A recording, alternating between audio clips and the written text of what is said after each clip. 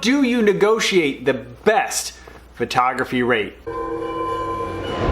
Welcome to my photography business channel. My name is Rosh. This video is part of a series of 31 videos that I'm creating in the month of May to support you with your photography business. One of the keys to negotiating good photography rates or packages is to understand the basic concept of addition and subtraction. And I'll talk more about that in a moment. But first, I want to talk about the people we're negotiating with. If you want a successful negotiation, it's really important to do your research when possible. If you're dealing with a company, find out as much information as you can about the company and its priorities. Understand the people you're negotiating with. Ask around, see if there are other people who've actually worked with that company and maybe they know the personality of those people. Now, when it comes to dealing with the public, it's all about asking questions. Ask a lot of questions about what their priorities are and what it is that they're looking for, their expectations, and then you can bring that information and come up with a good approach before you start to negotiate price. It's important to look at the negotiation from their point of view. What is it that they have to gain? What is it that they have to lose? You've taken the time to ask a lot of questions, so you should understand their expectations.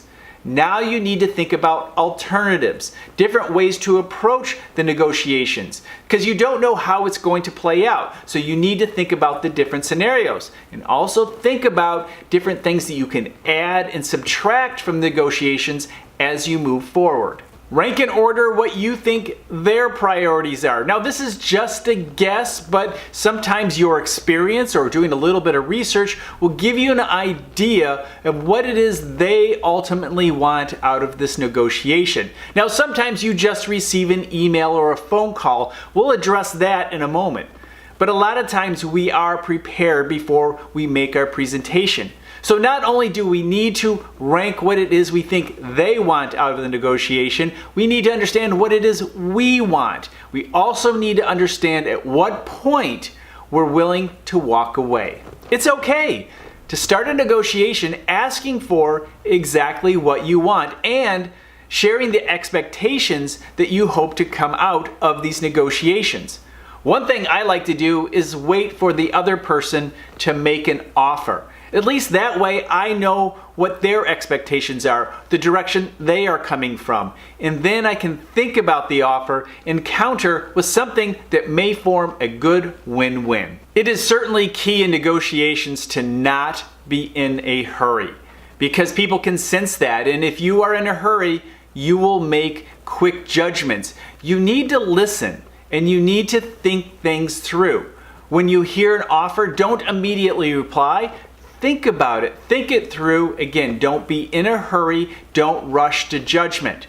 The same goes for when you receive a phone call or an email about your photography services. Don't immediately reply. Never give somebody your prices immediately over the phone. Always take time to think about it. Call them back. Follow up later with another email. Acknowledge that you've received their information.